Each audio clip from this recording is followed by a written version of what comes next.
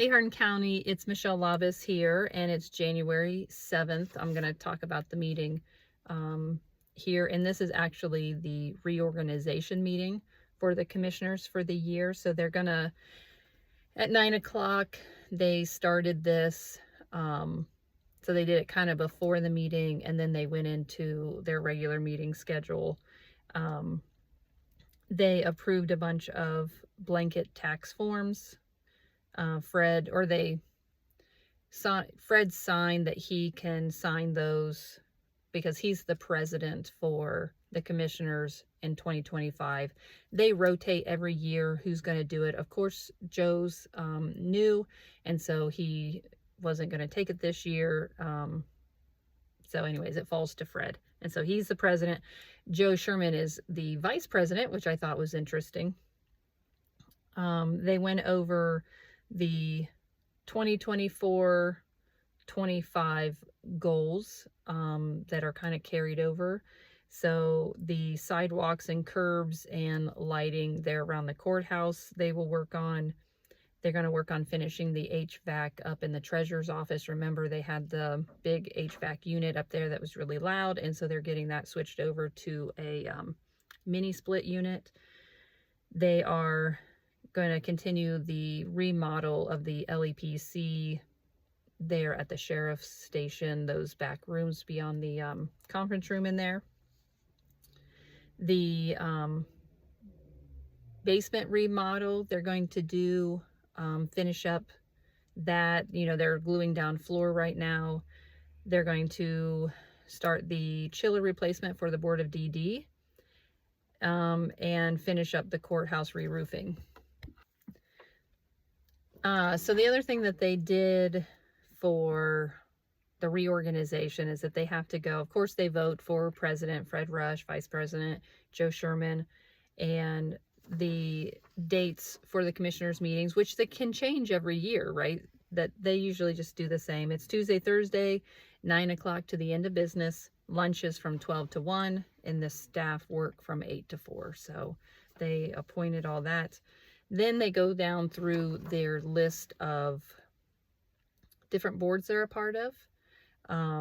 You know, like the 911 board, airport, board of revision, the fair, child first, LEPC, records commission, those kinds of things. I will get a document out that officially, or I will request one that says who's on which board officially.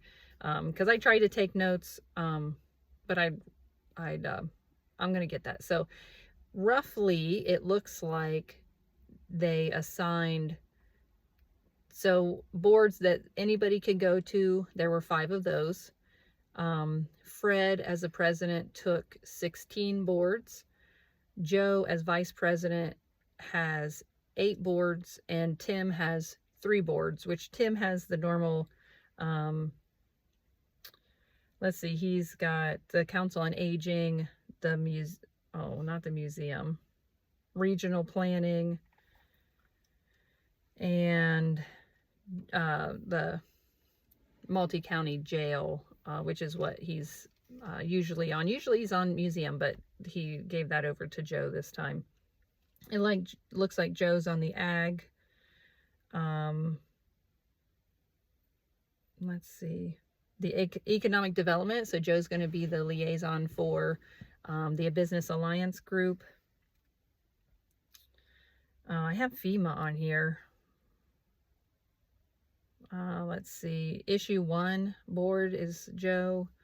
The museum and the soil and water are his main ones, and then Fred has all the rest. So not equally divided, which I don't know if that's how they normally do it. Sometimes, because you're the president, you have to be on a board. So anyways, still a lot to learn about their organization. So after that, they went into their regular commissioners meeting. They approved the minutes. They had some changeover in the community corrections board members. They removed somebody and reappointed someone. CSCA had a pay increase, and the pay increases are usually 3% to 4% is what I've seen. They have blanket travel resolutions for the recorder's office, KHCB, probate, common pleas, clerk of courts, CCAO. Oh wait, the CCAO is the president and vice president can sign things. Approve the reorganization for 2025. Oh, and I'll make another